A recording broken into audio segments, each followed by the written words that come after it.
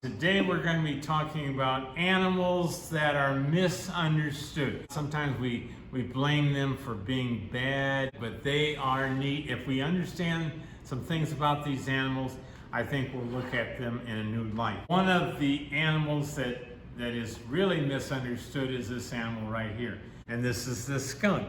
And whenever we say the word skunk, we think, oh my, terrible smell. But that is because it doesn't want to get eaten by another animal. Can't run fast, can't climb a tree, so it gives off the bad smell. What good is the skunk to us? Well, if you don't like insects getting in your picnic lunch, thank the skunk. They eat a lot of insects. If you don't like mice getting in your house during the winter time, thank the skunk. They eat a lot of mice. So skunks are very, very beneficial. Another animal that's misunderstood is our friend the bat. The bat sometimes gets a bad rap for carrying a lot of rabies. A animal that carries more rabies is the raccoon. The bat also does not come down and make a nest in your hair. If a bat flies near you, it's just getting insects. And this is called the snapping turtle. And the snapping turtle gets this name from the fact that, like all turtles, it does not have any teeth. So in order to protect itself, it has to have strong, sharp jaws for snapping hard. It goes around snapping for two reasons. Number one, to catch its food, or number two, to protect itself.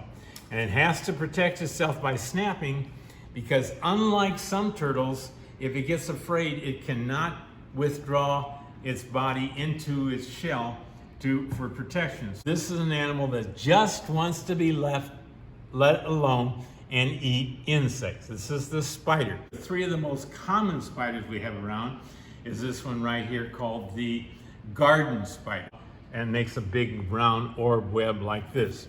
That's the garden spider. Another spider is this one right here called the wolf spider.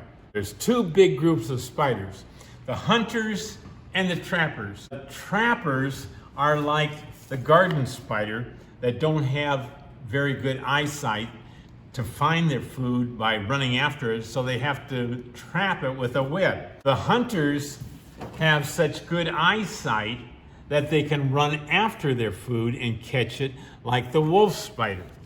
And then there's this spider called the jumping spider. It not only runs after its food, but will jump to get the insect.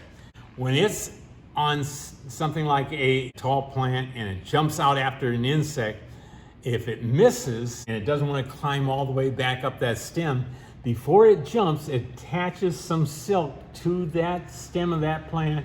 When it jumps and it wants to go back up, it just reels itself up like it has a bungee cord. If you have a garden, you would love to have this animal in your garden because this animal can eat 10,000 insects in a whole summer. And this is a little animal called a toad. And sometimes people say, oh, don't touch those toads because those toads have warts. Well, you can touch a toad, but if you get warts, it's not because you touched a toad. This animal can get around in nature, get its food, and move with no legs or hands at all. Wonder what that could be. There it is. This is our most common snake that we have in Iowa and Illinois, called the Garter snake. It has teeth, but it will not bite for no reason. And if you look at it and it looks at you, it's not going to come and bite you for no reason. But if you pick it up, that snake's going to be afraid, so it might bite to make you let it go. So that gives you some idea of some of nature's outcasts or some of nature's misunderstood animals. Next time you see some of these animals, look at them in a different light and hopefully appreciate them for the good they're doing and the good that they are. Thank you for watching, and be sure and follow us on our Black Hawk State Historic Site website and Facebook. You can keep up to date with all the things that are happening. And really, really, we'd like to extend an invitation for you to come and visit us firsthand. Just explore nature and be a part of it and take advantage of this fantastic wonder of the Quad Cities.